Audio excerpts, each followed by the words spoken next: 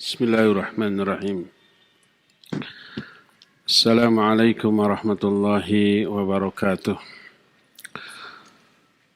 Alhamdulillahilladzi anzala as-sakinata fi qulubil mu'minin liyazdadu imanan ma'a imanihim. Walillahi junudus samawati wal ard wa kana Allahu aliman hakima. وأشهد أن لا إله إلا الله وحده لا شريك له إقرارا به وتوحيدا وأشهد أن محمدا عبده ورسوله صلى الله عليه وعلى آله وأصحابه وسلم تسليما مزيدا وبعد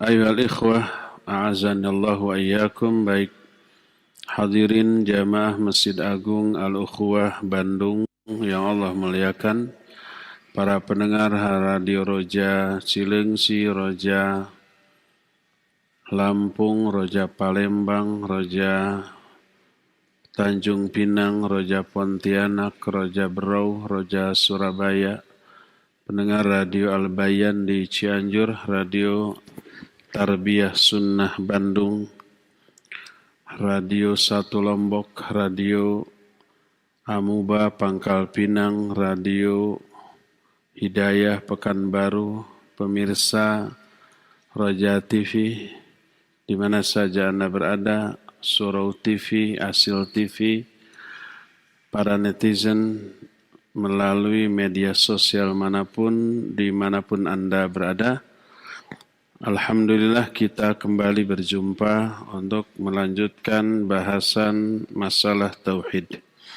Kita sudah selesai membahas rukun iman yang kedua, yaitu iman kepada para malaikat.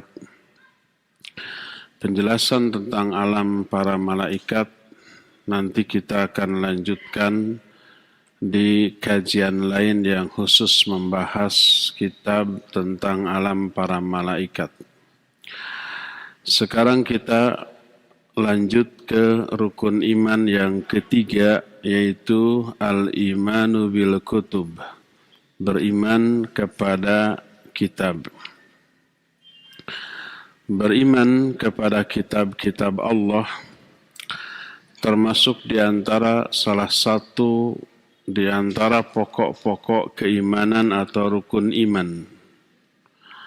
Makna beriman kepada kitab adalah membenarkan secara pasti bahwa kitab tersebut adalah hak benar dan isinya adalah kalamullah, firman Allah, berisi petunjuk, cahaya yang mencukupi seluruh kebutuhan tuntunan hidup manusia di dunia.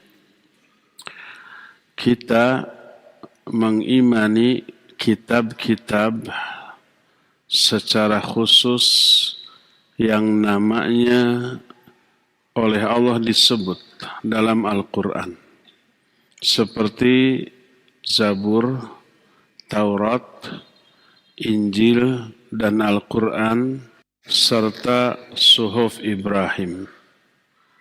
Adapun kitab yang tidak disebut namanya oleh Allah dalam Al-Quran, maka kita imani secara mujmal, secara global. Diturunkannya kitab-kitab tersebut merupakan rahmat Allah kepada hamba-hambanya untuk memenuhi kebutuhan pokok manusia dunia sampai ke akhirat. Karena akal manusia terbatas, tidak mengetahui kebenaran secara tafsil, secara rinci, walaupun bisa mengetahui secara global, dan kriteria kebenaran berdasarkan akal berbeda antara satu akal manusia dengan manusia yang lain, dipengaruhi oleh banyak faktor. Faktor latar belakang pendidikan, lingkungan, kecerdasan, dan dipengaruhi oleh tendensi duniawi, dipengaruhi oleh syahwat, dipengaruhi oleh hawa nafsu, dan banyak faktor lain yang mempengaruhinya, sehingga kriteria kebenaran menurut akal manusia bersifat nisbi.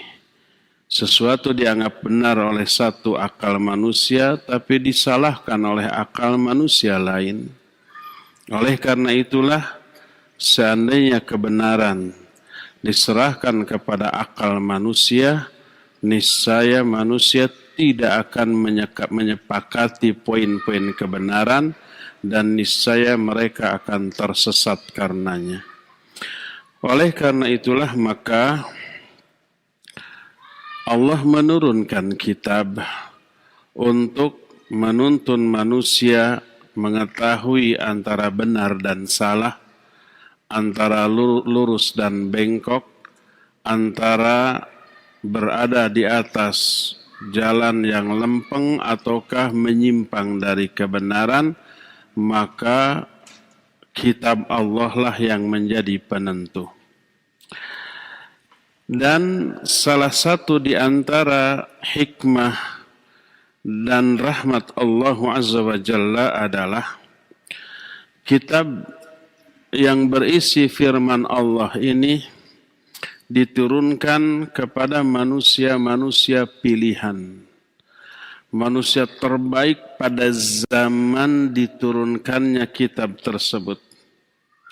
Maka para nabi yang diutus adalah orang-orang yang terpilih dan memiliki sebaik-baik hati, sebaik-baik akhlak, sebaik-baik karakter pada zamannya. Dan nabi penutup Nabi Muhammad sallallahu alaihi wasallam adalah sebaik-baik manusia dengan hati yang terbaik menurut penglihatan Allah Azza wa Jalla yang maha mengetahui seluruh isi hati manusia. Berdasarkan riwayat dari Abdullah bin Mas'ud radhiyallahu an, innallaha yanzuru ila qulubil ibad fawajada anna qalba Muhammadin sallallahu alaihi wa alihi wasallam khayra qulubil ibad fastafahu li nafsihi wabta'athahu li risalatih. Sesungguhnya Allah melihat kepada hati seluruh hamba dari awal sampai akhir, dari sejak zaman Nabi Adam sampai manusia yang terakhir hidup di hari kiamat. Dilihat semua hatinya oleh Allah yang maha mengetahui seluruh isi hati manusia. Lalu Allah menemukan bahwa hati Muhammad sallallahu alaihi wasallam adalah sebaik-baik hati manusia. Maka Allah memilih dia untuk dirinya dan mengutusnya untuk membawa risalahnya. Jadi kenapa Nabi terakhir, akhir zaman yang diutus adalah orang yang namanya Muhammad bin Abdullah yang lahir di Mekah, bukan orang Sunda yang lemah lembut, bukan orang Solo yang lemah gemulai, tapi orang Arab, orang Quraisy yang hidup di zaman 1500 tahunan yang lalu. Namanya Muhammad bin Abdullah. Kenapa beliau yang dipilih bukan kita zaman sekarang? Karena beliau adalah manusia dengan sebaik-baik hati.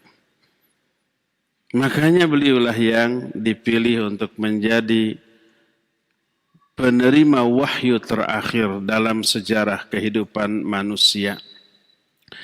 Jadi salah satu di antara hikmah dan rahmat Allah adalah kitab yang berisi kalamnya ini diturunkan kepada manusia pilihan, yaitu para nabi sebagai manusia terbaik di zamannya masing-masing. agar omongannya terpercaya oleh umat, agar manusia yang menyampaikan wahyu ini didengar karena dia adalah orang terbaik di zaman itu untuk menjelaskan kepada manusia tentang isi kitab itu, untuk menyampaikan kepada manusia tentang hukum-hukum yang adil, wasiat-wasiat yang bermanfaat, perintah-perintah dan larangan-larangan yang mengandung kemaslahatan bagi kehidupan manusia. Maka siapa yang mengikuti petunjuk Allah berupa firman-Nya dalam bentuk kitab ini, dijamin dia terhindar dari rasa was-was, resah, gelisah, sedih, atau kekhawatiran baik dunia ataupun di akhirat.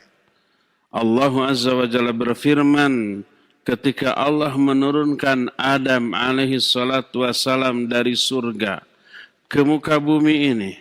Allah menyatakan fa imma ya'tiyannakum minni hudan famanittaba'a hudaya fala khaufun 'alaihim wala hum yahzanun. Itu ada dalam surah Al-Baqarah ayat 38. Kata Allah, maka bila datang kepada kalian petunjuk dari aku, yaitu Al-Quran, yaitu kitab-kitab dari Allah yang isinya firman Allah, petunjuk dari Allah. Bila datang kepada kalian petunjuk aku, maka siapa orang yang mengikuti petunjuk aku tersebut, fala khaufun 'alaihim wala hum yahzanun. Maka tidak ada ketakutan bagi mereka dan mereka pun tidak akan bersedih hati. Makna atau perbedaan khauf dan hazan, dua-duanya sama, maknanya sama. Dua-duanya bermakna ketidaknyamanan perasaan. Cuma penyebabnya yang berbeda. Kalau khauf terhadap perkara yang akan datang, baik ketakutan, kekhawatiran, ketidakpastian, itu khauf. Yang menyebabkan bagaimana nasib kita yang akan datang, kita enggak tahu, khawatir, takut, tidak pasti, timbul ketidaknyamanan. Itu khauf. Adapun hazan atau sedih adalah ketidaknyamanan disebabkan karena peristiwa yang telah lalu, keburukan yang telah teralami, yang telah menimpa diri manusia, menimbulkan ketidaknyamanan di dalam hati, mendorong dia untuk murung, mendorong dia untuk berurai air mata. Maka itu yang disebut dengan hazan. Bahasa kitanya sedih. Kalau khauf, bahasa kitanya takut atau khawatir. Dua-duanya ada risaunya hati. Dengan dua penyebab yang berbeda. Khauf, risau karena urusan yang akan datang. Hazan, khawatir atau risau karena urusan yang telah lalu, yang telah teralami. Nah, agar kita tidak risau, tidak galau, tidak khawatir, tidak sedih, pegang teguhlah petunjuk dari Allah Azza wa Jalla. Allah sudah menjelaskan secara gamblang tentang apapun yang sudah terjadi, sedang ataupun akan terjadi. Allah membuka kunci itu.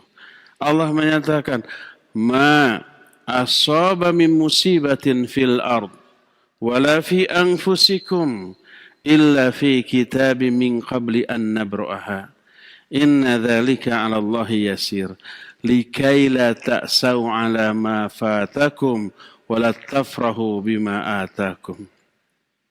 Kata Allah, tidak ada satu peristiwa pun yang terjadi di muka bumi atau yang menimpa diri-diri kalian kecuali semua itu telah tertulis dalam sebuah kitab di Lauhul Mahfuz.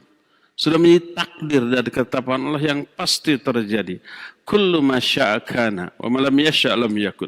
Semua yang Allah kehendaki itu sudah tercatat dalam Lauhul Mahfuz, itu pasti terjadi. Dan apa yang tidak Allah kehendaki, tidak Allah catat di Lauhul Mahfuz, maka itu tidak mungkin terjadi. Inna dzalika 'ala Allah yasir, semua itu bagi Allah amat sangat mudah. Untuk apa Allah jelaskan demikian? Likaila ta'sau 'ala ma fatakum. Agar kalian tidak putus asa, tidak sedih, tidak ilfil, tidak kecewa dengan terhadap apapun yang luput dari diri kalian. Kita ingin bahagia, ternyata bahagia itu tidak tercapai, yang ada sedih. Kita ingin uang, ternyata uang itu jauh dari kita, yang ada hanyalah kemelaratan, kemiskinan, kesulitan, dan seterusnya. Itu sudah Allah tetapkan. Likaila ta'sau 'ala ma fatakum wa la tafrahu bima atakum. Dan kalian tidak bangga, tidak ujub, tidak senang, tidak bahagia dengan apapun yang Allah berikan kepada kalian. Orang yang diberikan kebahagiaan dengan dunia, harta, jabatan, pangkat, popularitas, atau yang sejenisnya, itu hanya kesenangan sesaat yang membawa bencana. Apa bencananya? Hisab terhadap harta, jabatan, pangkat tersebut. Dinikmatinya hanya sesaat di dunia. Hisab dan tanggung jawabnya yang berat di akhirat itu jauh lebih berat dan lebih lama waktunya. Oleh karena itulah tidak boleh berbangga dengan apapun yang kita raih, itu Allah sudah takdirkan dan sudah Allah mudahkan jalan-jalannya bagi kita semuanya. Walhasil, orang yang memahami Kitabullah, dia tidak akan putus asa dari apapun yang luput dari dia, dan tidak terlalu berbangga dengan apapun yang Allah berikan kepada dia. Dalam surah Al-A'raf 35 Allah pun berfirman, Ya bani Adam, imma ya'tiyannakum rusulun minkum yaqussuna 'alaikum ayati famanittaqa wa aslaha fala khaufun 'alaihim wala hum yahzanun. Hei Bani Adam, bila datang kepada kalian para rasul yang berasal dari golongan kalian, dari golongan manusia, utusan-utusan Allah. Kalau zaman dahulu para nabi, para rasul, setelah para nabi, para rasul tiada, dilanjutkan oleh para ulamanya, oleh para duatnya, oleh para mubalignya, dan seterusnya. Apabila datang kepada kalian para utusan dari kalangan kalian yang membacakan, menyampaikan kepada kalian ayat-ayatku, maka siapa yang bertakwa dan siapa yang beramal soleh melalui berpegang teguh kepada kitab tersebut, maka dia tidak akan merasakan ketakutan dan juga tidak akan merasakan kesedihan. Inilah salah satu di antara fungsi dari Al-Quran atau kitab-kitab Allah sebelumnya, berisi petunjuk untuk kebahagiaan manusia baik di dunia apalagi di akhirat nanti. Nah, lalu sikap manusia terhadap kitab Allah pun terbagi menjadi 3 golongan manusia. Apa saja dan siapa saja golongan tersebut? Pertama, ada golongan manusia yang mendustakan seluruh isi kitab Allah itu. Merekalah musuh-musuh para rasul, musuh-musuh dakwah ini. Dari kalangan orang-orang kafir, orang-orang musyrik, kaum filosof, yang ateis dan yang sejenisnya. Mereka menolak dakwah para rasul dan mendustakan. Dan sikap mendustakannya itu bukan karena tidak faham, bukan karena tidak mengerti, tapi umumnya karena ketakaburan dan kesombongan. Karena kitab-kitab Allah disampaikan oleh para nabi, para rasul, para duat begitu gamblang, jelas, begitu detil dan rinci, sesuai dengan akal fikiran manusia, dengan fitrah, dengan intuisi manusia, semuanya sesuai. Tidak ada alasan untuk menolak, kecuali ketakaburan. Inilah yang terungkap dalam sikap Fir'aun, laknatullahi alaih, dan orang-orang yang mengikutinya. Fir'aun yang mengatakan, Ana rabbukumul a'la, aku Tuhan kalian yang tertinggi. Itu hanya di mulut. Hatinya meyakini kebenaran dakwah Nabi Musa. Hatinya meyakini bahwa apa yang disampaikan Nabi Musa itu benar. Tapi mereka menolak karena ketakaburan. Dan ini yang Allah ungkit di dalam Al-Quran tentang penyebab kenapa Fir'aun menolak dakwah ini. Bukan karena tidak yakin, bukan karena tidak faham, tapi karena ketakaburan. Karena kepentingan-kepentingan duniawi. Allah menyatakan, wajahadu biha wastaiqanatsu anfusuhum zulman wa uluwa. Kata Allah, mereka mengingkari dakwah Nabi Musa, Fir'aun dan bala tentara. Wastaiqanatsa anfusuhum, padahal jiwa-jiwa mereka, hati-hati mereka meyakini kebenaran dari dakwah ini. Tahu ini benar. Kenapa ditolak? Zulman wa ulwa, karena kezaliman dan ketakaburan, merasa diri tinggi. Kaum Fir'aun, kaum Qutbi saat itu adalah kaum penjajah. Bani Israel kaum yang dijajah itu kelas bawah. Masa harus mengikuti kaum terjajah?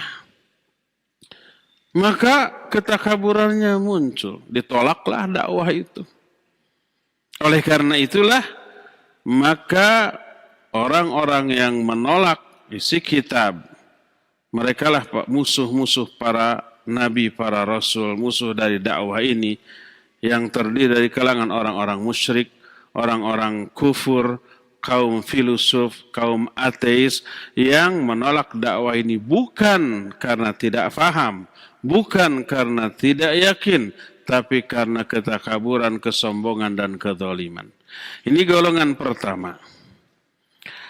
Wa qismun akhar, golongan yang kedua, man amana biha kullaha. Semoga Allah memasukkan kita ke dalam golongan kedua ini. Orang yang mengimani seluruh kitab-kitab Allah. Mereka lah orang-orang mukmin yang mengimani seluruh rasul, mengimani seluruh kitab yang diturunkan kepada para rasul tersebut. Allah berfirman dalam Al-Baqarah 285, Amanar rasulu bima unzila ilaihi min rabbih wal mu'minun.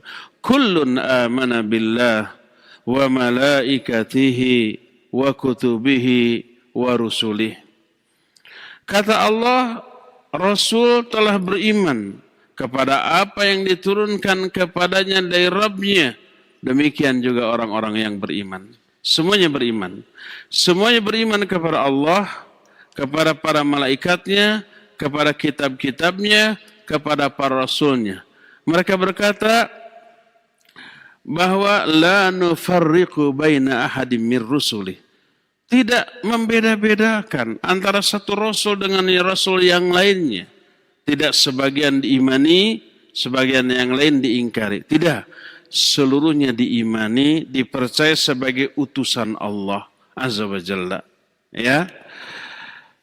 Inilah yang kedua, orang yang beriman kepada seluruh kitab tanpa membeda-bedakannya. Golongan ketiga.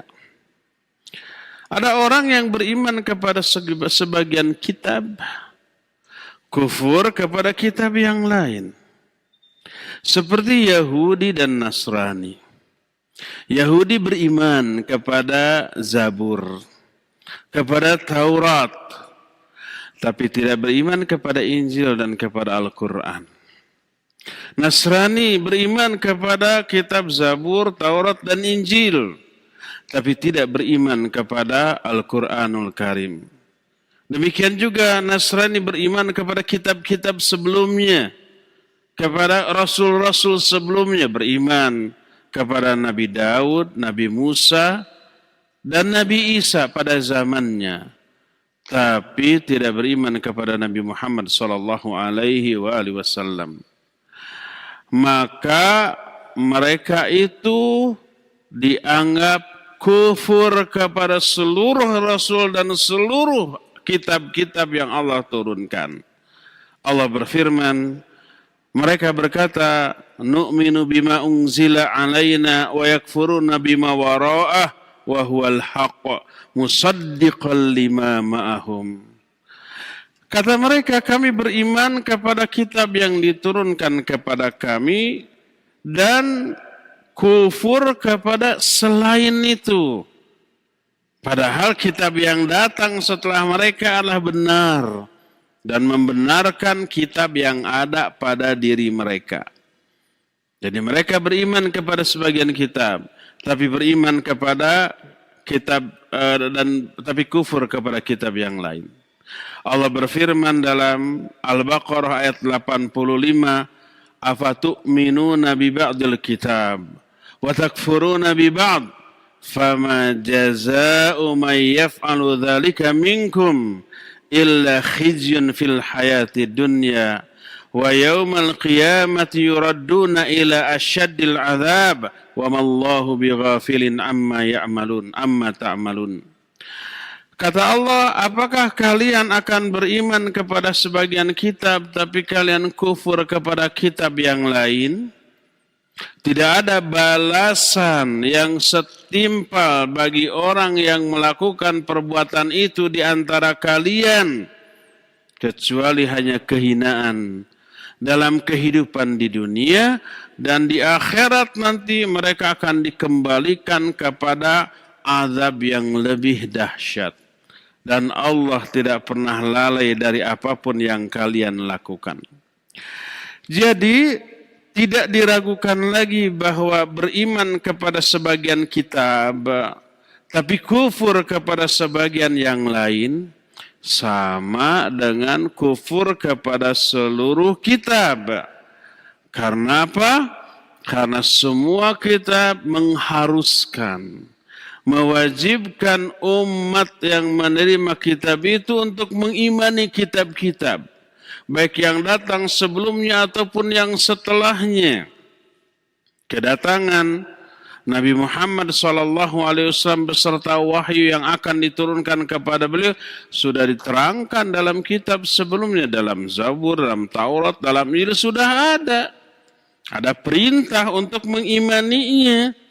Bahkan para nabi, para rasul sebelum Nabi Muhammad SAW sudah diamanati oleh Allah, kalau nanti kelak datang seorang rasul yang membenarkan ajaran yang ada pada diri kalian, la tu'minun nabihi wa la tansuruna, kalian wajib beriman kepadanya, kepada nabi setelah kalian, dan kalian wajib untuk menolongnya. Aqrartum, maukah kalian berikrar, wa akhadtum ala dzalika, dan kalian mengambil isi perjanjian ini? Para nabi menjawab, aqrarna, ya kami berikrar. Makanya seluruh nabi diamanati, kalau nanti datang nabi baru dengan kitab yang diturunkan kepadanya, kamu harus beriman dan kamu harus menolong. Semuanya mengatakan siap. Seluruh kitab begitu sebelum datangnya Quran. Seluruh nabi dibegitukan sebelum lahirnya Nabi Muhammad SAW. Dan nama Nabi SAW beserta ciri-ciri sahabatnya sudah diterangkan dalam kitab-kitab sebelumnya. Wa idh qala Isa ibnu Maryam ya bani Israel inni rasulullahi ilaikum musaddiqan lima baina yadaya minat Taurat wa mubasysyiran bi rasuli ya'ti min ba'di ismuhu Ahmad. Itu karena Nabi Isa. Hai Bani Israel, aku adalah utusan Allah kepada kalian yang membenarkan apa-apa yang telah diturunkan kepada kalian berupa kitab Taurat, dan memberi kabar gembira kepada kalian tentang akan adanya nabi nanti kelak di akhir zaman setelah aku yang namanya Ahmad. Sudah diwasiatkan. Bahkan bukan hanya Nabi Muhammad SAW, sahabat-sahabat Nabi Muhammad SAW pun karakteristiknya sudah diterangkan dalam kitab-kitab sebelumnya. Allah berfirman, Muhammadur Rasulullah walladzina ma'ahu asyidda'u 'alal kuffar ruhama'u bainahum tarahum ruk'an sujjadan yabtaghuna fadlan min Allah wa ridwana simahum fi wujuhihim min athari sujud dzalika mathaluhum fit Taurat wa mathaluhum fil Injil. Muhammad itu utusan Allah. Dan orang-orang yang menyertai beliau, yaitu para sahabatnya, adalah orang yang keras kepada orang kafir. Tegas. Tapi saling menyayangi di antara sama mereka. Ada sebagian kaum muslimin yang sebaliknya kepada sama muslim keras, kepada orang kafir, dilindungi, dijaga. Bertolak belakang. Asyidda'u 'alal kufar ruhama'u bainahum. Dalam surah Al-Maidah, azillatin 'alal mu'minin, a'izzatin 'alal kafirin. Jadi kepada sama kaum muslimin saling menyayangi, saling melindungi, saling menolong. Kepada orang kafir tegas. Terus tarahum ruk'an sujjada. Engkau lihat mereka ruku, sujud. Allah tahu hati mereka. Yabtaghuna fadla minallahi wa ridwana. Mereka melakukan itu hanya mencari karunia dan keridhaan Allah. Tanda-tanda mereka nampak pada wajah dari bekas sujud mereka. Itulah karakter mereka yang diterangkan dalam kitab Injil, dalam kitab Taurat dan juga dalam kitab Injil. Karakter para sahabat Nabi sudah dijelaskan di kitab-kitab sebelumnya. Oleh karena itu berkata Imam Malik radhiyallahu anhu, balaghana, telah sampai berita kepada kami bahwa orang-orang Syam yang saat itu masih beragama Nasrani, ketika didatangi oleh pasukan kaum muslimin dari kalangan para sahabat, mereka berkata, wallahi, demi Allah, haula khairu minal hawariyina alladhi balaguna. Demi Allah, mereka ini jauh lebih baik daripada hawariyin yang beritanya telah sampai kepada kami. Hawariyin itu para pembela pengikut setia Nabi Isa alaihissalatu wassalam. Yang ciri-cirinya diterangkan dalam Injil ketika melihat karakteristik para sahabat, pasukan kaum muslimin yang datang kepada mereka, mereka tidak bisa menyembunyikan decak kekaguman terhadap bagusnya karakter para sahabat. Sampai mereka menyatakan, demi Allah, mereka itu jauh lebih baik daripada Hawariyin yang beritanya telah sampai kepada kami. Berdasarkan hal itulah maka karena kitab-kitab sebelumnya telah menjelaskan akan datang Nabi akhir zaman dengan ciri-ciri yang jelas, akan diturunkan Al-Quran kepadanya, dan mereka diperintahkan untuk beriman kepada Nabi akhir zaman dan kitab yang diturunkan kepadanya, maka siapa yang tidak beriman kepada Quran di kalangan Yahudi dan Nasrani, berarti tidak beriman kepada Taurat dan Injil. Karena Taurat dan Injil telah memerintahkan demikian. Memerintahkan beriman kepada Nabi akhir zaman dan kitab yang diturunkan kepada Nabi akhir zaman tersebut, yaitu Al-Quranul Karim. Oleh karena itulah maka siapa orang yang kufur kepada satu kitab saja dari kitab-kitab Allah, berarti kufur kepada seluruh kitab. Maka wajib dengan demikian beriman kepada seluruh kitab-kitab samawi beserta rasul-rasul yang membawa kitab tersebut. tidak membedakan salah satu di antara kitab atau rasul tersebut dan tidak membenci salah satu di antara kitab tersebut. Tidak ikhtilaf dalam masalah itu. Maka siapa yang demikian, Allah Azza wa Jalla mencela sebagaimana yang Allah kemukakan dalam Al-Baqarah 176, wa innal ladzina ikhtalafu fil kitab la fi shiqaqin ba'id. Kata Allah, sesungguhnya orang-orang yang berikhtilaf tentang masalah kitab ini, ada yang meragukan sebagian, ada yang meyakini sebagian, maka kata Allah, la fi shiqaqin ba'id, mereka itu berada dalam penyimpangan yang amat sangat jauh. Maka wajib mengimani seluruh kitab yang Allah turunkan kepada para nabi. Adapun yang menjadi penyebab kufurnya manusia kepada sebagian kitab atau kepada seluruh kitab, tadi sudah disinggung. Penyebab utamanya bukan karena tidak faham, bukan karena bodoh, bukan tidak mengerti, bukan tidak yakin, tapi karena mengikuti hawa nafsu dan mengikuti tentang dugaan-dugaan palsu.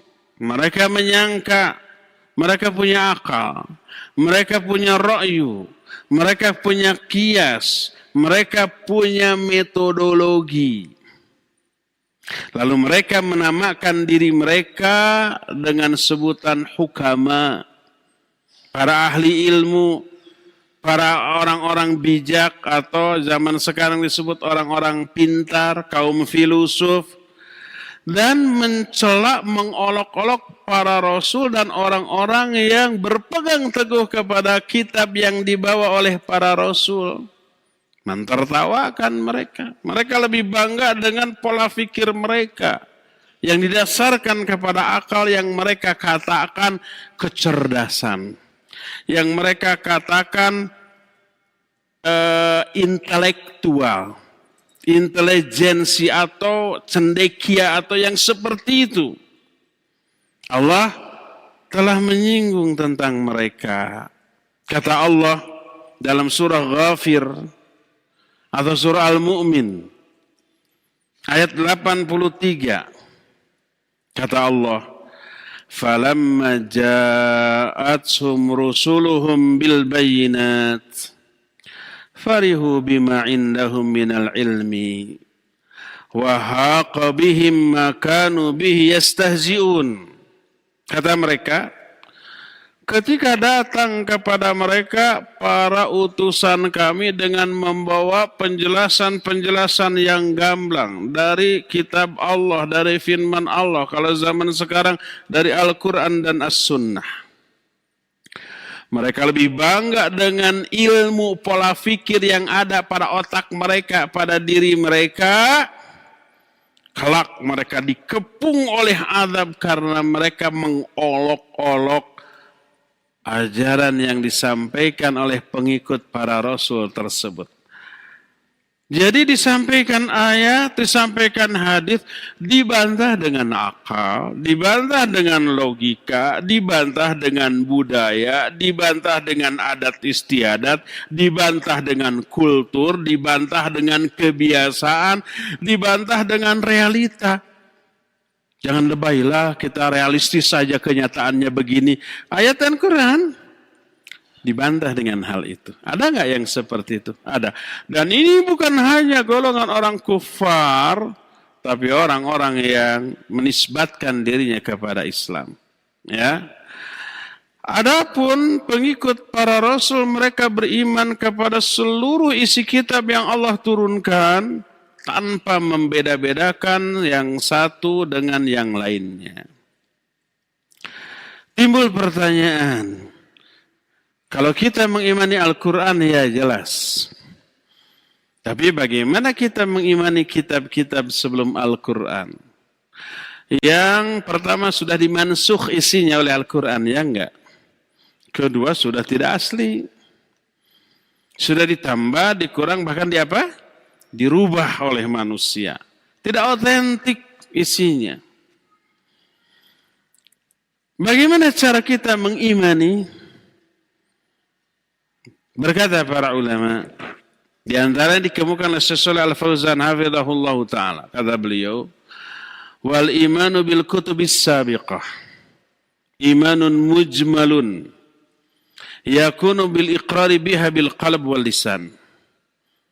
Amal imanu bil Quran fa innahu imanun mufassalun yakunu bil iqrari bihi bil qalbi wal lisan wa ittiba'i ma jaa fihi wa tahkimihi fi kulli kabiratin wa saghiratin wal imanu bi annahu kalamullah munazzalun ghaira makhluqin minhu bada'a wa ilaihi ya'ud. Adapun beriman kepada kitab-kitab sebelumnya seperti Zabur, Taurat dan Injil, maka itu keimanan yang mujmal, global, secara umum bahwa kitab itu ada dan itu kitab Allah yang pernah diturunkan kepada para nabi, para rasul di zamannya. Dengan cara meyakini ini dalam hati dan mengucapkan secara lisan bahwa Taurat, Zabur dan Injil itu firman Allah, itu kitabullah yang asli zaman dahulu, bukan yang sudah dirubah. Adapun beriman kepada Al-Quran itu iman yang mufassal, yang rinci, dengan meyakini dalam hati, mengikrarkan secara lisan, dan mengikuti seluruh isi yang terkandung di dalamnya. Ini bedanya. Kalau kepada Taurat, Zabur, Injil tidak mengharuskan kita untuk mengamalkan, meyakini isi, apalagi yang sekarang. Seluruh isi yang ada dalam kitab Taurat, Zabur dan Injil yang benarnya, yang sesuainya dengan zaman kita, dikukuhkan di dalam Al-Quranul Karim. Diperkuat, tetap ditetapkan, dipertahankan. Dan yang sudah tidak sesuai dengan kondisi umat terakhir, dimansuh, dihapus, dan diganti dengan ketetapan yang lebih baik. Kalau zaman dahulu mukmin muslim perang dengan orang kafir, menang, ghanimah, harta rampasan perang haram untuk dimakan, untuk diambil. Dikumpulkan di sebuah tempat terbuka, setelah terkumpul, api menyambar dari langit, terbakar musnah. Kalau zaman sekarang harta rampasan perang halal bagi kaum muslimin dengan ketetapan tertentu yang sudah diatur oleh Al-Quran dan As-Sunnah. Kalau zaman dahulu seperti di zaman Nabiullah Musa alaihissalatu wassalam, kalau mau tobat harus bunuh diri. Fatubu ila bari'ikum waqtulu anfusakum. Tobat kalian kepada Allah, bunuh diri-diri kalian. Kalau sekarang tobat nggak boleh bunuh diri. Taubat dengan cara bunuh diri bukan menghapus dosa, tapi nambah dosa. Lebih enteng, lebih ringan. Kalau dalam zaman dahulu menghormati orang, boleh dengan sampai sujud segala macam. Seperti sujudnya para malaikat kepada Adam alaihissalatu wassalam dengan niat menghormat, bukan menyembah. Seperti sujudnya umpamanya Nabi Yusuf dan saudaranya kepada ayahnya. Sujudnya saudara-saudara Yusuf kepada Yusuf. Syariat zaman itu membolehkan hal itu. Adapun di zaman kita, zaman ajaran Nabi SAW terlarang. Beliau bersabda, "Lau kuntu amiran ahadan liyasjuda li ahadin la amartul mar'ata litasjuda li zawjiha li admi haqqihi 'alaiha." Seandainya aku berwenang, berhak memerintahkan seseorang untuk sujud kepada orang lain, niscaya aku akan perintahkan para istri untuk sujud kepada suaminya, saking besarnya hak-hak suami atas dirinya. Seandainya boleh. Tapi karena tidak boleh, Nabi SAW tidak memerintahkan para istri untuk sujud kepada suaminya. Oleh karena itu, syariat zaman dahulu yang tidak sesuai lagi dengan kondisi akhir zaman, sudah dirubah, diganti dengan cara yang lebih baik, sesuai dengan kondisi umat akhir zaman. Walhasil, untuk mengamalkan seluruh isi kitab-kitab terdahulu, amalkan saja Al-Quran. Karena seluruh isi kitab terdahulu yang masih sesuai untuk diamalkan untuk kondisi sekarang, Allah kukuhkan, Allah kuatkan, Allah tetapkan dalam Al-Quran.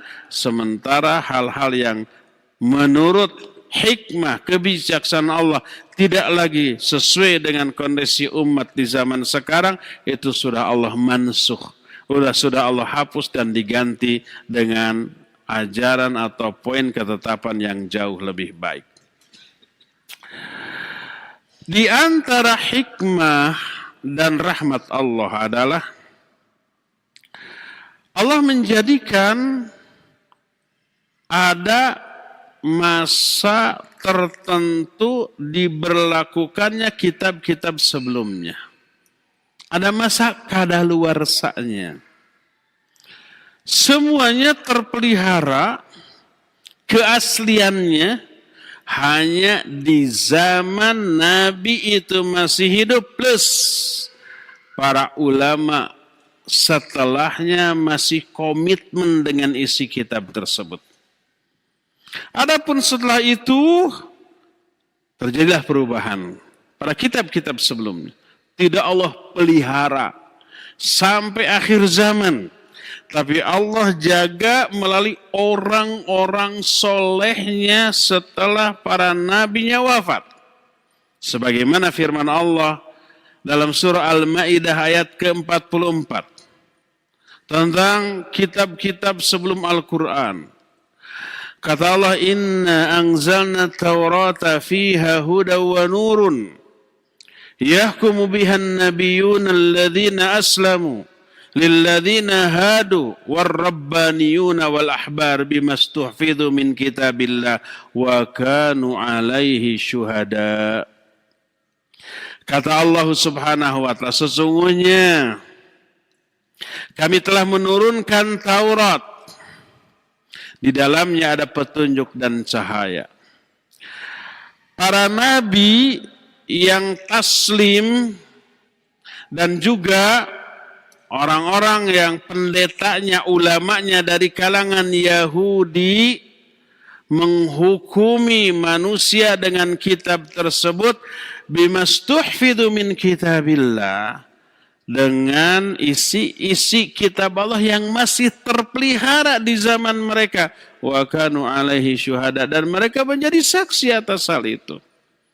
Setelah generasi mereka wafat, para pendetanya sudah gila terhadap dunia, sudah mempelintir isi kitab untuk kepentingan dirinya, maka barulah terjadi perubahan-perubahan.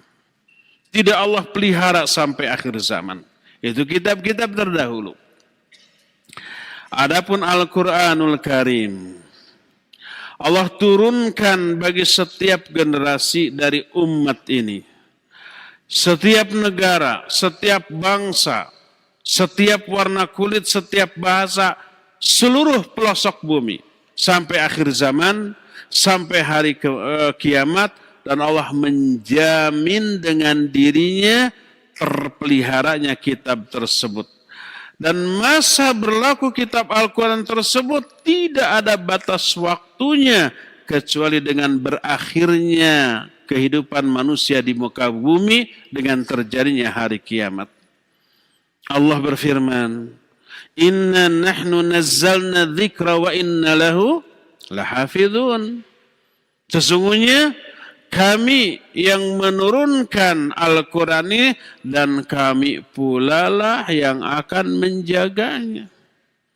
Ketika Allah menyatakan kami pula yang akan menjaganya, Allah Azza wa Jalla menekankan penjagaan ini dengan 3 kali penekanan. Memberikan 3 kali kepastian, 3 jaminan. Pertama dengan menggunakan huruf taukid, inna, Kata Allah, wa inna lahu lahafidhun. Inna dengan nahnu, inna itu huruf taukid. Jadi inna taukid artinya apa? Sesungguhnya. Memastikan, menekankan. Kedua, adanya lam taukid. Lahafidhun. Adalah, lanya dibaca pendek, tidak boleh panjang. Wa inna lahu la hafidun. Wah, terbalik. Kalau la artinya apa? Tidak. Dan sesungguhnya kami tidak akan memelihara. Jadi begitu kalau dibacanya panjang. Harus dibaca pendek. Panjang pendek dalam masalah la terbalik artinya. Kalau dibaca pendek pasti, kalau dibaca panjang tidak. Ada la pendek lam taukid la hafidun. Ini kedua. Penekanan ketiga dengan memakai isim fa'il. Hafidhun. Dia tidak memakai fi'il mudhari, tidak memakai kata kerja. Wa inna lahu lanahfadh umpama. Tidak begitu. Dan kami akan memelihara dengan menggunakan fi'il mudhari. Fi'il mudhari itu kata kerja bentuk yang akan datang. Future dalam bahasa Inggris. Tapi memakai isim fa'il. Hafidha yahfadhu. Hifdhan. Fahuwa hafidh. Jamanya hafidhun. Berkata para ulama ahli nahu. Wa ismul fa'il. Yufidul thabat wal istimrar. Isim fa'il memberi makna thabat dan istimrar. Thabat itu pasti, tetap, ya, yakin. Istimrar itu permanen. Pemeliharaan Allah terhadap Al-Quran bersifat permanen sampai berakhirnya kehidupan manusia di alam dunia ini. Itu jaminan Allah, wa inna lahu lahafidhun. Dan sesungguhnya kami kepada Al-Quran itu benar-benar pasti, benar akan menjaga kemurniannya dan menjaga keasliannya. Bagaimana caranya? Caranya dengan menggunakan makhluk manusia sebagai alat untuk menjaganya. Makanya Allah gunakan nahnu, kami, bukan aku. Salah satu makna, kadang-kadang Allah mengatakan kami, kadang-kadang Allah mengatakan aku dalam Al-Quran, kan apa makna, apa bedanya? Kalau Allah menggunakan kata-kata kami, maknanya dalam pelaksanaannya Allah melibatkan makhluk. Inna nahnu nazzalna dzikra, sesungguhnya kami yang menurunkan Al-Quran. Melibatkan makhluk nggak ketika menurunkan Al-Quran? Ya, malaikat Jibril. Wa inna lahu lahafidhun, dan kami yang akan memeliharanya. Ketika memelihara Al-Quran itu melibatkan makhluk apa tidak? Iya. Nggak langsung. Ada umpamanya Al-Quran dipalsukan, langsung turun api dari langit terbakar. Apa begitu? Tidak. Melibatkan makhluk. Disadarkanlah umat Islam tuh ada yang bikin Quran palsu tuh. Hayo bergerak. Hayo tindak. Hayo laporkan. Tindakan. Akhirnya dimusnahkan. Orang yang membuatnya bisa dipidana kalau di negara kita. Kalau di negara lain mungkin beda ya. Bisa dipenjara. Bisa dihukum. Allah sadarkan manusia. Allah libatkan manusia dalam pemeliharaannya ini. Untuk memuliakan manusia itu sendiri yang terlibat di dalam pemeliharaan Al-Quran. Oleh karena itulah maka keaslian Al-Quran terpelihara sampai akhir zaman. Di dalamnya tak akan ada termasuki oleh kebatilan walaupun satu titik ataupun satu huruf. Apalagi lebih dari itu. Allah berfirman dalam Fussilat ayat 42, la ya'tihil batilu min baini yadayhi wa min khalfi tanzilun min hakimin hamid. Tidak datang kebatilan, tidak ada kebatilan baik di depannya ataupun di belakangnya. Quran ini datang, turun dari yang maha hakim dan maha hamid.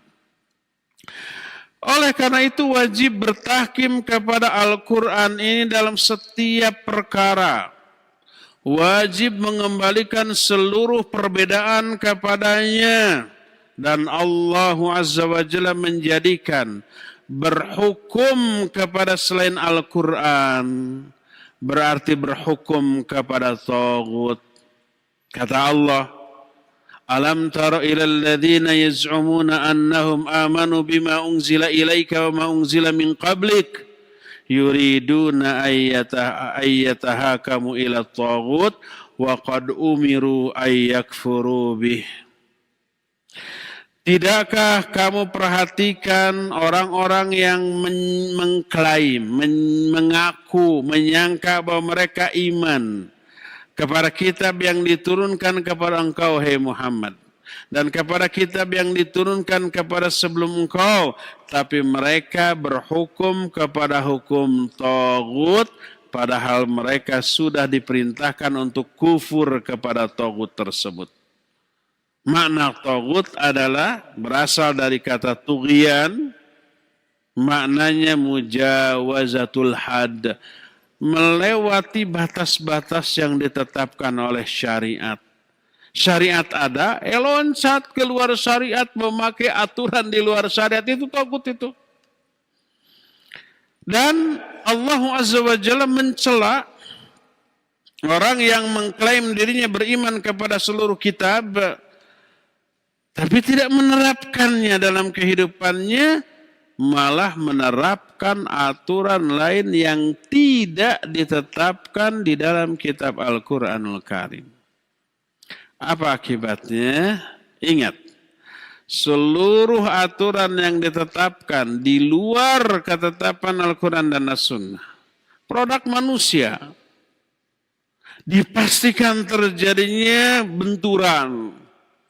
Benturan ide, benturan kepentingan, benturan ada tendensi-tendensi duniawi dan seterusnya. Maka semua hatinya tidak akan pernah bersatu. Mereka hanya bersatu di saat memiliki kepentingan yang sama. Dan akan kembali berbenturan di saat kepentingannya berbeda. Ba'suhum bainahum syadid tahsabuhum jami'an wa qulubuhum syatta. Permusuhan di kalangan mereka itu begitu dahsyat di dalam hatinya. Kata Allah yang mengetahui isi hati setiap makhluk, tahsabuhum jami'an wa qulubuhum syatta. Engkau melihat mereka itu bersatu, lahiriahnya bersatu, wa qulubuhum syatta, padahal hati mereka berpecah belah. Bersabda Rasul sallallahu alaihi wasallam dalam hadis yang diterima dari Abdullah bin Umar radhiyallahu anhuma, diriwayatkan oleh Imam Ibnu Majah dalam kitab sunannya, Rasul sallallahu alaihi wasallam menyatakan, ma hakama qaumun bi ghairi ma anzalallah illa waqa ba'suhum bainahum. Tidaklah satu kaum menghukumi perkara dengan hukum yang tidak Allah turunkan, kecuali akan terjadilah permusuhan atau perpecahan, berbenturan di kalangan mereka. Karena berbedanya kepentingan, karena berbedanya pola fikir, karena berbedanya sudut pandang, karena berbedanya tingkat kecerdasan, karena berbedanya daya analisa mereka terhadap perkara apapun, melahirkan banyak terjadi perbenturan. Itu di kalangan manusia. Dan inilah yang menjadi penyebab terbesar berubahnya tata kehidupan manusia di segala bidang. Di bidang sosial, di bidang politik, di bidang ekonomi. Karena apa? Karena ketetapan yang ditetapkan oleh manusia di seluruh bidang itu berasal dari ra'yu.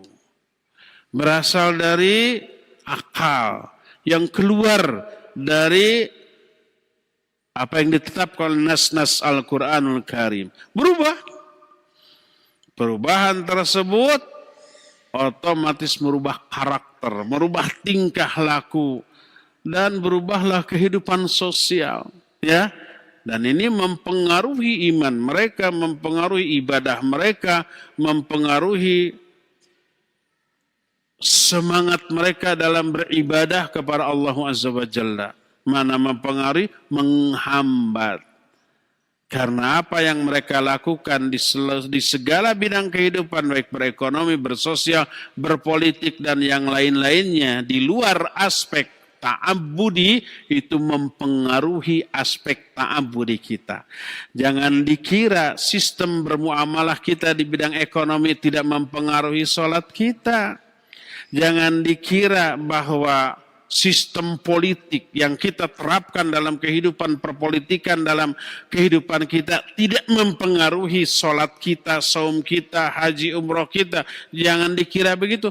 Seluruh apa yang kita lakukan di dalam kehidupan sosial, ekonomi, dan politik besar pengaruhnya kepada ibadah kita. Menjadi hambar, menjadi tidak berkualitas, menjadi tidak khusyuk, menjadi kosong dari ruh ibadah tersebut. Dan banyak lagi itu ayat-ayat dan hadis yang menerangkan hal seperti itu. Ya, berdasarkan hal itulah maka apa yang kita lakukan dan kita terapkan berupa aturan dalam kehidupan kita di seluruh aspek kehidupan. Kalau ingin menjadi penunjang terhadap berkualitasnya ibadah dan tauhid kita, maka terapkanlah syariat Allah di seluruh bidang. Agama ini, Islam ini karena mengatur seluruh aspek kehidupan manusia, harus dibawa-bawa kemana? Ke pasar, bawa agama. Ketika bekerja ke kantor, bawa agama. Ketika berpolitik, bawa agama. Terapkan di sana. Jangan sampai terucap agama, malah jangan dibawa-bawa dalam kehidupan berpolitik, jangan dibawa-bawa ke pasar segala. Itu orang berarti mau curang tuh di dalam berpolitik dan dalam berdagangnya tuh. Kalau agama jangan dibawa ke pasar, nanti mengurangi timbangan, nanti bersumpah palsu, nanti menyembunyikan aib barang yang dijual, kan begitu. Mang ini berapa? 100.000, 50, ini super dari sananya juga 90.000, saya cuma ngambil 10.000, padahal dari sananya 20.000. Itu karena agama nggak dibawa. Sumpah palsu, berdusta, berbohong, menyembunyikan aib barang, itulah yang terjadi. Tercabut barokah. Kalau ada politikus jangan bawa-bawa agama dalam kehidupan berpolitik. Agama mah di masjid saja. Itu orang mau korupsi itu kalau sudah berkuasa. Itu orang mau curang tuh. Karena agama pasti melarang korupsi, melarang curang, melarang mengkhianati janji. Kalau bawa agama terhantam mereka dengan agama itu. Jangan bawa-bawa agama. Akibatnya lahirlah politikus-politikus yang curang, yang menyengsarakan rakyatnya setelah mereka berkuasa. Bawa agama dan terapkan ke seluruh bidang. Ke WC pun agama harus dibawa, ya enggak? Masa ke WC bawa-bawa Quran? Bukan gitu cara bawa agama ke WC. Terapkan sunnah Rasul alaihi salatu wassalam ketika masuk WC. Lah dahulukan kaki kiri, ada doa masuk WC, di dalamnya jangan membelangai kiblat, jangan menghadap kiblat, jangan baca Al-Quran, jangan nyanyi-nyanyi dan seterusnya. Keluarnya kaki kanan, ada doa dan seterusnya. Itu membawa agama ke WC itu kayak begitu.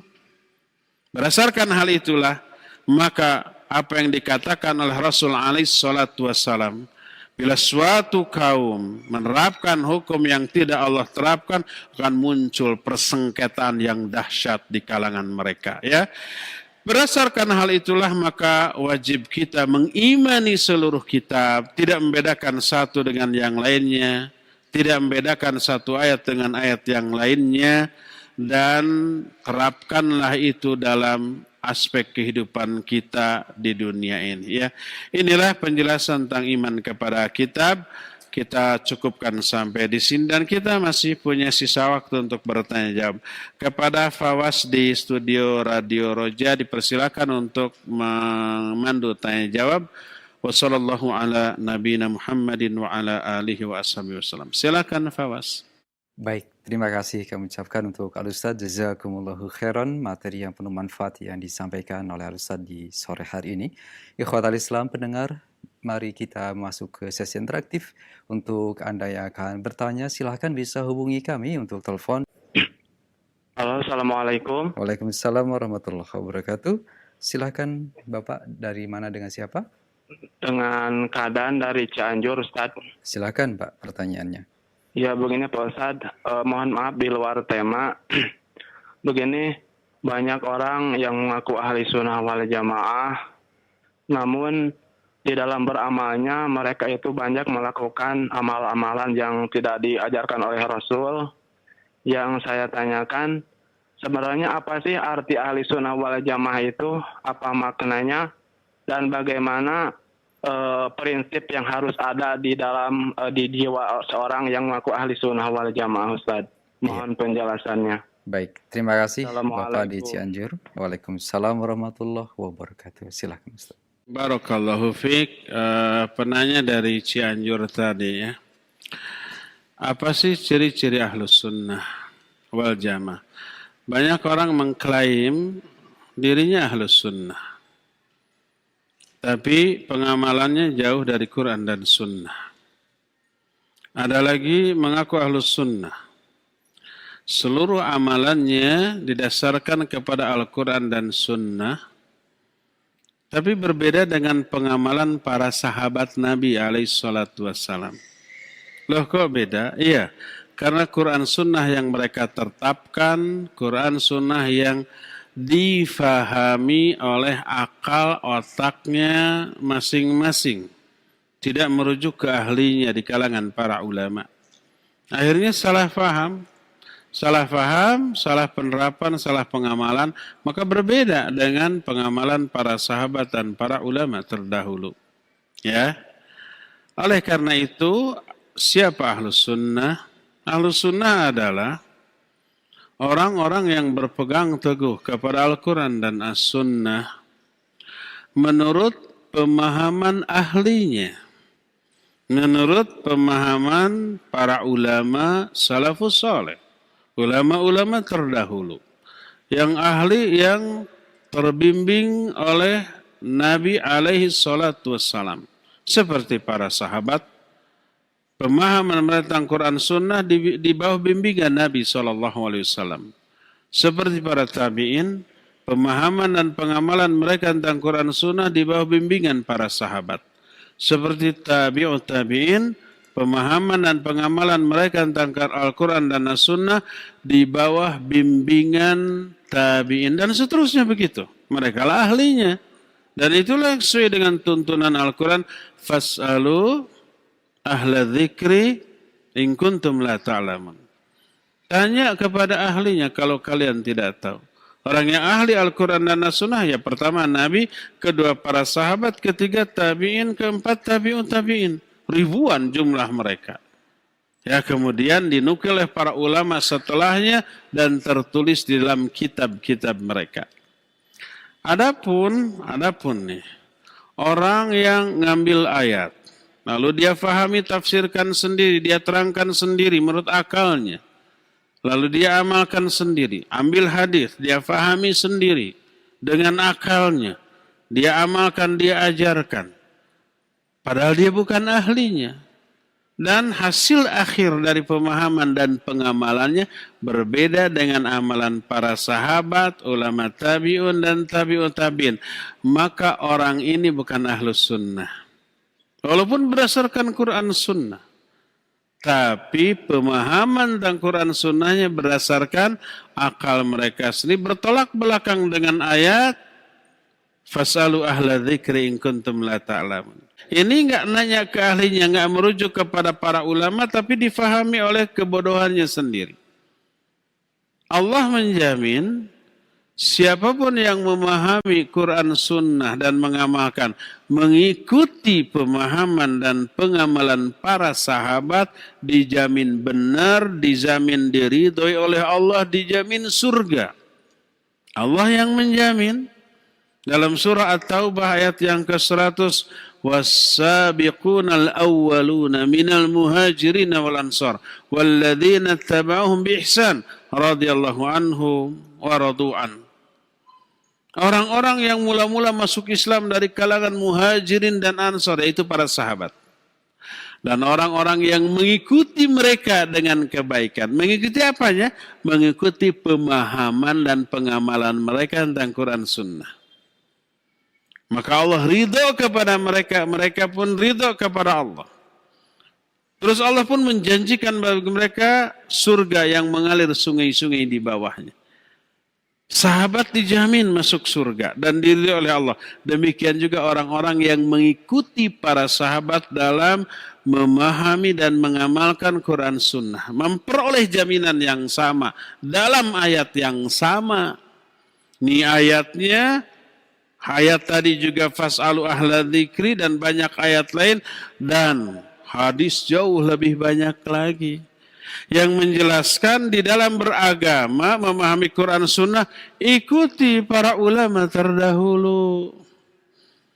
Makanya Ahlus Sunnah ketika ngaji bukan ceramah umum, tematik, mengumpulkan ayat hadis diramu sendiri. Enggak, mereka buka kitab, mereka membahas isi kitab. Mereka mengikuti alur penjelasan para ulama yang sudah jauh puluhan tahun berpengalaman dan lebih mendalam ilmunya daripada kita-kita. Yang mereka adakan bahas kitab. Agar apa? Penjelasan yang diberikanlah penjelasan para ulama yang menulis kitab ini. Itulah ciri Ahlus Sunnah. Berdasarkan hal itulah maka Ahlus Sunnah yang sebenarnya adalah Ahlus Sunnah yang berpegang teguh kepada Quran dan As-Sunnah menurut pemahaman para ulama salafus saleh, pemahaman ulama-ulama terdahulu yang mereka beberkan dalam kitab-kitab mereka. Ngaji mereka bahas kitab, bukan meramu materi dengan otaknya, ambil dari sana, ambil dari sini, kayak gado-gado lalu diramu. Kalau makanan begitu sih betul enak ya, kalau bisa ngeramunya. Tapi kalau Al-Quran dan As-Sunnah enak pula. Kalau ahlinya, kalau para ulama yang meramunya. Tapi kalau bukan para ulama yang ahli yang meramunya, ibarat makanan yang diramu oleh bukan ahlinya, mungkin keasinan, mungkin kemanisan, atau tekaditu, tekadia nggak ada rasanya, atau rasanya tepararuguh gitu ya. Maka itu makanan. Apalagi masalah agama. Rujuklah ke ahlinya, ikuti alur penjelasan ahlinya yang tercantum di dalam kitab kita. Itu ciri umum dari Ahlus Sunnah wal Jamaah. Wallahu a'lam. Terakhir ya Fawas ya. Jazakallah khairan jawaban dan nasihat Al-Ustaz. Terakhir masih kami angkat dari penelpon. Silahkan. Ya, silakan Bapak atau Ibu sudah masuk. Maaf Pak. Ya, silakan. Assalamualaikum. Waalaikumsalam warahmatullahi. Saya mau bertanya. Dengan siapa sebelumnya Bapak? Dari mana? Nama saya Ade Indra. Dari mana? Nama saya Ade Indra dari Ciamis. Ya, silakan Pak Ade pertanyaannya. Tapi sebelumnya dikecilkan dulu Pak volume radio atau TV-nya karena cukup mengganggu, ada feedback Bapak. Silakan Pak Ade pertanyaannya. Pak, saya mau bertanya, bagaimana caranya menghilangkan rasa cinta terhadap dunia, sedangkan kita ini kan manusia terlalu berlampaui dalam mencari dunia. Iya.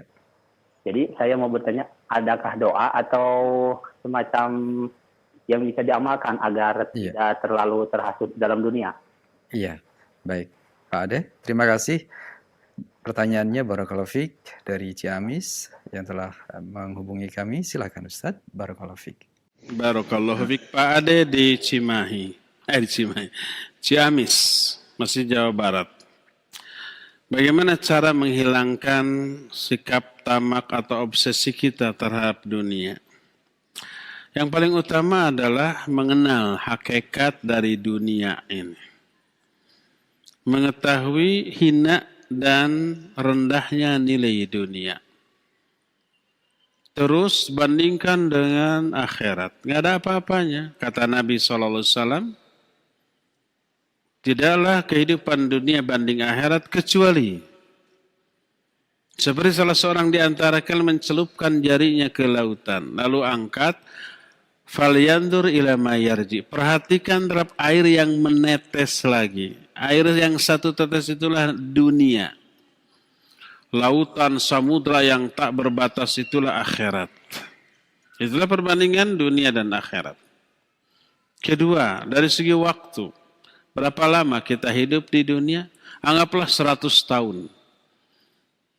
Setelah itu mati. Masuk ke alam kubur. Berapa lama kita di alam kubur? Sampai kiamat. Berapa lama? Wallahu a'lam. Mungkin 1000 tahun, 10.000 tahun, 1.000.000 tahun mungkin. Jauh lebih lama hidup kita di alam barzakh, di alam kubur. Daripada di dunia. Di dunia puluhan tahun atau 100 tahun. Di alam barzakh itu sampai ratusan ribuan tahun. Mungkin juta tahun. Mungkin. Kita nggak tahu kapan kiamat. Kalau selama di alam kubur kita menderita, terkena azab, na'udzubillah. Seluruh kesenangan dunia yang 100 tahun itu nggak ada artinya. 100 tahun itu sedikit dibanding ribuan tahun. Sampai hari kiamat. Hancur jagat raya ini. Selanjutnya kita tidak berhenti perjalanan hidup kita sana sampai ke akhirat. Berapa lama kita di akhirat? Selamanya. Sampai berakhir di surga dan di neraka. Kita dikumpulkan dulu di padang mahsyar dalam keadaan menderita. Kita dihisab, kita ditimbang, kita dibagi buku-buku catatan amal, kita menyeberang sirat sampai berakhir di surga atau di neraka. Berapa lama? Selama-lamanya tidak ada akhirnya. Nah, itu kehidupan yang sebenarnya itu di akhirat. Wa inna daral akhirah lahiyal hayawan. Sungguhnya negeri akhirat itulah kehidupan yang sebenarnya. Kehidupan yang tidak ada akhirnya. Di dunia ini cuma puluhan tahun atau 100 tahun. Bagi yang paling panjang usianya. Bayangkan kalau hidup di dunia, walaupun senang, seluruh dunia dikuasai, tapi hanya sekian puluh tahun, tapi sisanya di alam barzakh kita menderita. Apalagi di akhirat kita menderita. Karena mengejar-ngejar dunia ketika hidup, betapa ruginya kita. Maka kejarlah kehidupan di alam barzakh. Kejarlah kehidupan di akhirat. Kebahagiaan di sana yang mesti kita pikirkan. Jangan mikir bagaimana agar hidup enak.